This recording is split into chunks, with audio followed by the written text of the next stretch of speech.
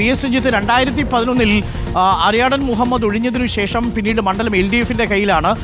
അതിൽ PV അൻവർ ആര്യാടൻ ഷൗക്കത്തിനെ തോൽപ്പിക്കുന്നത് 2016 11,504 വോട്ടിന്റെ ഭൂരിപക്ഷത്തിലാണ്. പക്ഷേ 2016 നിന്ന് 2021 എത്തുമ്പോഴും BV പ്രകാശിനോട് ഏറ്റുമുട്ടുമ്പോൾ ഭൂരിപക്ഷം 2,700 കുറയ്ക്കാൻ സാധിക്കുന്നുണ്ട് UDF-ന്. പക്ഷേ അപ്പോഴും PV അൻവർ എന്ന കരുത്തനായ ഇടതു സ്വതന്ത്രനെ പരാജയപ്പെടുത്താൻ UDF-ന് സാധിച്ചിരുന്നില്ല. ഇന്നിപ്പോൾ PV അൻവർ UDF പാളയത്തിലേക്ക് എത്തുന്നു. കഴിഞ്ഞ തവണത്തെ വോട്ട് പെർസെൻറ്റേജിന്റെ ട്രെൻഡ് നോക്കിയാൽ UDF തങ്ങൾക്ക് വലിയ സാധ്യത കാണുന്ന മണ്ഡലമാണ്. എന്നാൽ 10,000-ൽ താഴെ വോട്ടുകൾ മാത്രമാണ് BJP-ക്ക് കിട്ടിയിരിക്കുന്നത്. അതുകൊണ്ട് BJP സ്ഥാനാർത്ഥിയെ നിർത്തുമോ എന്ന കാര്യത്തിൽ ആദ്യം ചില ആശങ്കകൾ ഉണ്ടായിരുന്നു. അതിൽ വ്യക്തത വന്നിട്ടില്ല. മുന്നണികൾ തയ്യാറായി എന്ന സൂചന തന്നെയാണോ കിട്ടുന്നത്? പഹൽഗാം ഭീകരാക്രമണത്തിന്റെ പശ്ചാത്തലത്തിൽ ഒരുപക്ഷെ തെരഞ്ഞെടുപ്പ് നടന്നേക്കില്ല എന്ന ചില സൂചനകൾ ഉണ്ടായിരുന്നു. അതാണിപ്പോൾ മാറുന്നത്. 19-ാം തീയതിയിലേക്കുള്ള തെരഞ്ഞെടുപ്പിൽ മുന്നണികൾ എത്രത്തോളം തയ്യാറായി കഴിഞ്ഞിരിക്കുന്നു?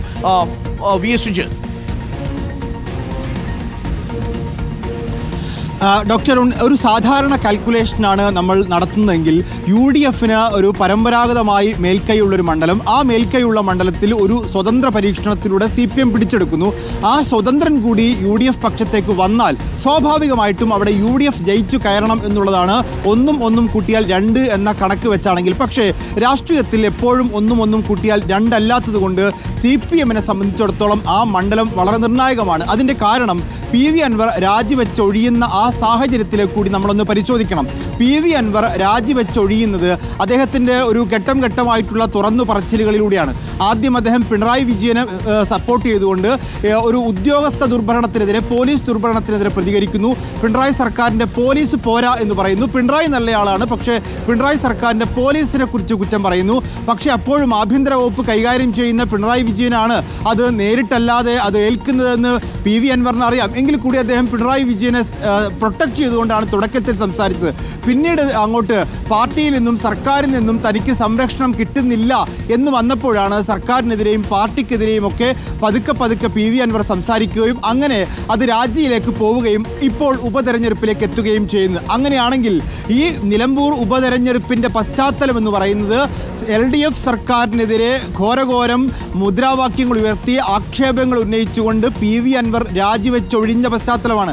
ആ പശ്ചാത്തലത്തിൽ ഒരു തെരഞ്ഞെടുപ്പ് നടക്കുമ്പോൾ അവിടെ PV അൻവർ പിന്തുണയ്ക്കുന്ന UDF ജയിച്ചാൽ PV അൻവർ ഉന്നയിച്ച കാര്യങ്ങൾ ശരിയാണ് എന്ന് നമുക്ക് കരുതേണ്ടി വരും. രാഷ്ട്രീയമായി അത് ശരിവെക്കുന്ന ഒരു തെരഞ്ഞെടുപ്പായിരിക്കും. അപ്പോൾ അവിടെ ജയിച്ചു കയറുക, അല്ലെങ്കിൽ ജയത്തോടെ അനുടുത്ത വിജയമെങ്കിലും ജയത്തോട് അടുത്ത് നിൽക്കുക എന്നൊക്കെ പറയുന്നത് LDF-നെ സംബന്ധിച്ചിടത്തോളം വളരെ നിർണായകമാണ്. കാരണം അവരെ സംബന്ധിച്ച് ഒരു തുടർ ഭരണം അവർ ആഗ്രഹിക്കുന്നുണ്ട്. UDF-നെ സംബന്ധിച്ച് ഒരു തിരിച്ചുവരവ് ആഗ്രഹിക്കുന്നുണ്ട്. ആ തിരിച്ചുവരവിനുള്ള അവസരം നിലമ്പൂർ വഴിയായിരിക്കുമോ എന്ന് UDF-ഉം തുടർ ഭരണത്തിനുള്ള സാധ്യത അത് നിലമ്പൂർ ഒരുക്കി കൊടുക്കുമോ എന്നുള്ളതാണ് LDF കണക്കാക്കുന്നത്. BJP-യെ സംബന്ധിച്ച് അവിടെ വലിയ പ്രതീക്ഷയുള്ള മണ്ഡലമല്ല. വരുന്ന നിയമസഭാ തെരഞ്ഞെടുപ്പിൽ BJP-യുടെ പെർഫോമൻസ് എങ്ങനെയായിരിക്കും എന്ന് നിലമ്പൂരിനെ വിലയിരുത്തിക്കൊണ്ട് നമുക്കൊരിക്കലും കാണാൻ സാധിക്കില്ല. ഇതാണ് നിലമ്പൂരിൻ്റെ ഒന്നാമത്തെ പ്രത്യേകത. രണ്ടാമത്തെ പ്രത്യേകത ഈ മലയോര രാഷ്ട്രീയത്തിൻ്റെ പ്രത്യേകതയാണ്. അത് ക്രൈസ്തവ ന്യൂനപക്ഷങ്ങളുമായി ബന്ധപ്പെട്ട പ്രത്യേകതയാണ്. ക്രൈസ്തവ ന്യൂനപക്ഷങ്ങൾ കോൺഗ്രസിനോട് അടുക്കുന്നുവോ, കോൺഗ്രസിനോട് ക്രൈസ്തവ ന്യൂനപക്ഷത്തെ അടുപ്പിക്കാൻ KPCC-യുടെ പ്രസിഡന്റിനെ വരെ ഒരു ക്രൈസ്തവ മേഖലയിൽ നിന്ന് ആക്കിക്കൊണ്ട് കോൺഗ്രസ് നടത്തുന്ന ഒരു മാറ്റങ്ങളുണ്ട്. ആ മാറ്റങ്ങൾ കോൺഗ്രസിന് ഗുണം ചെയ്യുമോ? മലയോര മേഖലയും കർഷകരും ക്രൈസ്തവ സമൂഹവും ഒക്കെ കോൺഗ്രസിലേക്ക് പോകുമോ? കോൺഗ്രസിനൊപ്പം നിൽക്കുമോ? അല്ലെങ്കിൽ കഴിഞ്ഞ തെരഞ്ഞെടുപ്പിലൊക്കെ കണ്ട പോലെ തന്നെ പിണറായി സർക്കാരിന് അല്ലെങ്കിൽ LDF-ന് വേണ്ടി അവരുടെ വോട്ടുകൾ നിലകൊള്ളുമോ? പ്രത്യേകിച്ച് അവിടെ ഈ വന്യമൃഗശല്യം ഈ അടുത്ത കാലത്താണ് ഗഫൂർ എന്ന് പറയുന്ന ഒരു തോട്ടം തൊഴിലാളിയെ ആന ചവിട്ടിക്കൊല്ലുന്ന സാഹചര്യം ഉണ്ടായത്. മലയോര മേഖലയാകെ ഈ വന്യമൃഗ സംഘർഷത്തിൽ പൊറുതിമുട്ടുന്ന ഒരു സാഹചര്യത്തിൽ കൂടിയാണ് നിലമ്പൂർ തെരഞ്ഞെടുപ്പ് വരുന്നത്. നമ്മളവിടെ വനം വകുപ്പ് മന്ത്രിയുടെ പ്രസ്താവനകളൊക്കെ ആന ചവിട്ടിക്കൊല്ലുമ്പോൾ മനുഷ്യരെന്ത് ചെയ്യാനാണെന്ന മട്ടിൽ, ആനയല്ലേ എന്ന മട്ടിലൊക്കെയുള്ള പ്രസ്താവനകളൊക്കെ നമ്മൾ ഈ ഘട്ടത്തിൽ അതിനോട് ചേർത്ത് വായിക്കേണ്ടതുണ്ട്. അപ്പോൾ ഈ മലയോര മേഖലയുടെ രാഷ്ട്രീയം, വന്യജീവി സംഘർഷത്തിൻ്റെ രാഷ്ട്രീയം, ഭരണവിരുദ്ധ വികാരം, ഇതെല്ലാം മാറ്റുരച്ച് നോക്കുന്ന വളരെ നിർണായകമായൊരു തെരഞ്ഞെടുപ്പായിരിക്കും LDF-നെയും UDF-നെയും സംബന്ധിച്ച് ഒരു കനത്ത രാഷ്ട്രീയ പോരാട്ടം.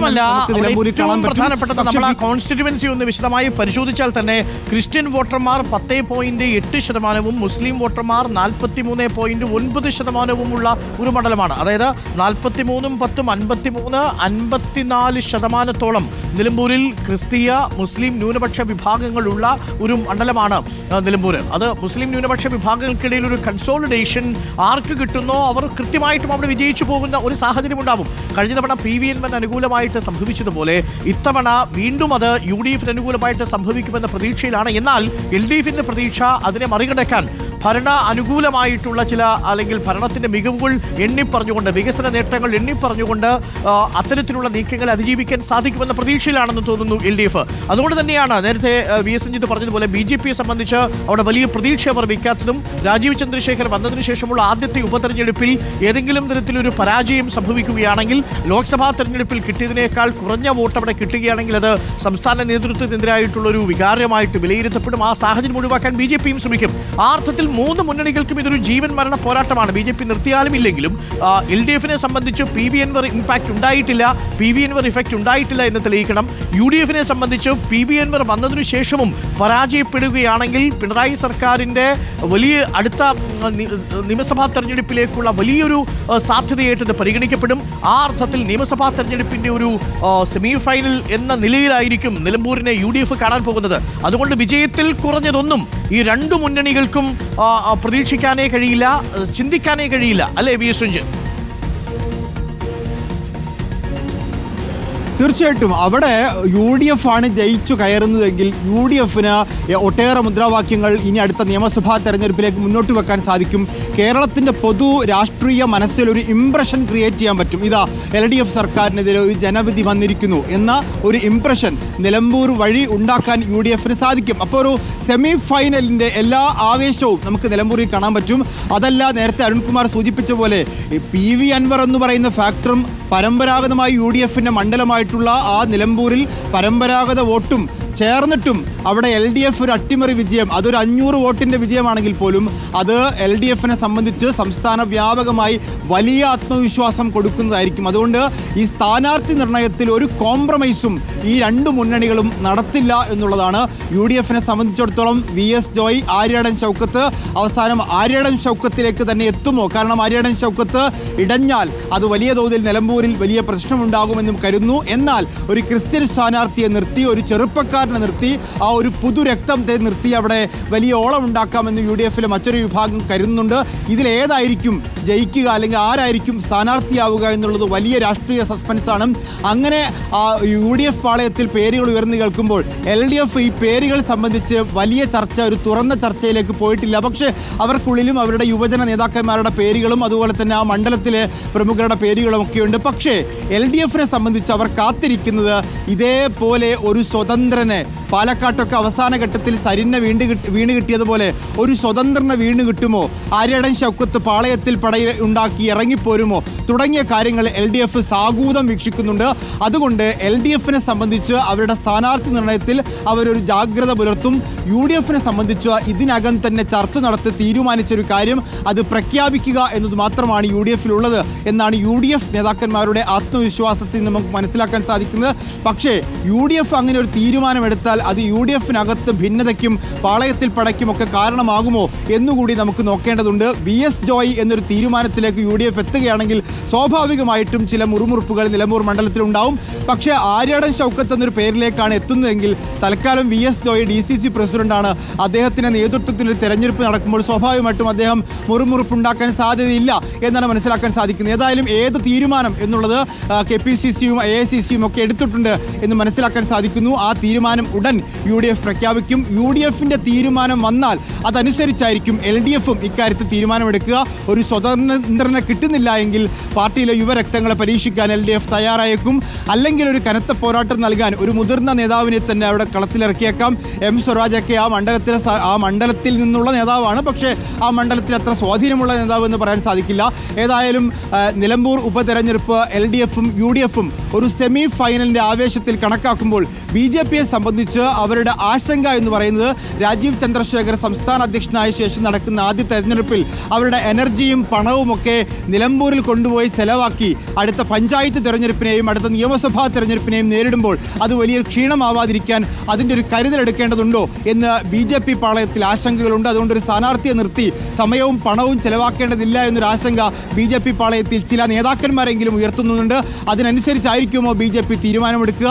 അങ്ങനെ ഒരു തീരുമാനം BJP എടുത്താൽ അവിടെ ഉള്ള കുറഞ്ഞ വോട്ടുകളാണെങ്കിലും ആ 10,000-10,000 വോട്ടുകളാണെങ്കിൽ പോലും ആ വോട്ടുകൾ ആരിലേക്ക് എന്നത് വലിയ രാഷ്ട്രീയ ചോദ്യമായി ഉയർത്തപ്പെടും. കാരണം നിലമ്പൂരിൽ BJPക്ക് സ്ഥാനാർത്ഥി ഇല്ലെങ്കിൽ BJPയുടെ വോട്ടുകൾ എങ്ങോട്ട് പോകും? അവിടെ വെള്ളാപ്പള്ളിയുടെ പ്രസ്താവനയൊക്കെ വളരെ സൂക്ഷ്മമായി നമ്മൾ വിലയിരുത്തേണ്ടതുണ്ട്.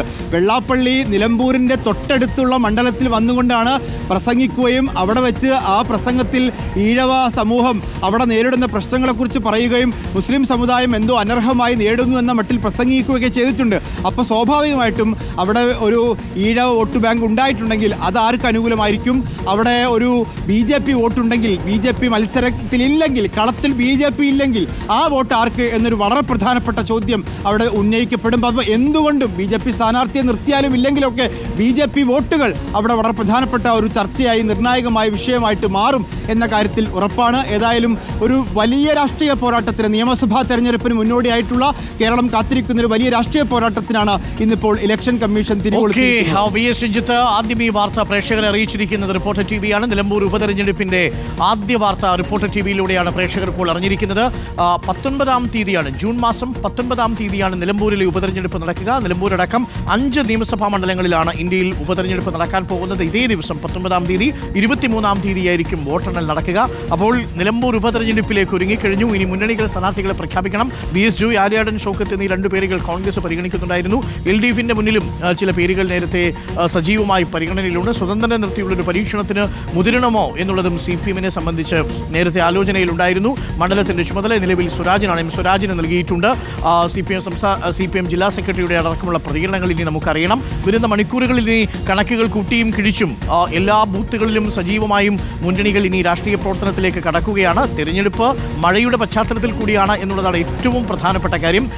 PV അൻവർ 2700 വോട്ടിനാണ് 2021 ജയിക്കുന്നതെന്ന് ഓർമ്മിക്കണം. 2016 ഇത് 11,504 ആയിരുന്നു PV അൻവറിന്റെ ഭൂരിപക്ഷം. അവിടെ നിന്നും ഭൂരിപക്ഷം കുറഞ്ഞ് 2700-ലേക്ക് എത്തിയിട്ടുണ്ട്. PV അൻവർ ഇഫക്റ്റ് നിലമ്പൂർ മണ്ഡലത്തിലുണ്ടോ എന്നുള്ളതാണ് ഏറ്റവും പ്രധാനപ്പെട്ട ചോദ്യം LDFിന് പരിശോധിക്കാൻ പോകുന്നതും. LDF ഈ തെരഞ്ഞെടുപ്പിൽ വിജയിക്കുകയാണെങ്കിൽ അത് നൽകുന്ന ആത്മവിശ്വാസം ചെറുതായിരിക്കില്ല 2026-ൽ. അതേസമയം പ്രതിപക്ഷത്തിന് തങ്ങളുടെ സീറ്റ് തിരിച്ചുപിടിക്കുക എന്ന വലിയ ഉത്തരവാദിത്വമുണ്ട്. പ്രതിപക്ഷത്തിനും ഭരണപക്ഷത്തിനും ഒരേപോലെ ജീവൻ മരണ പോരാട്ടമാണ് നിലമ്പൂർ ഉപതെരഞ്ഞെടുപ്പ്.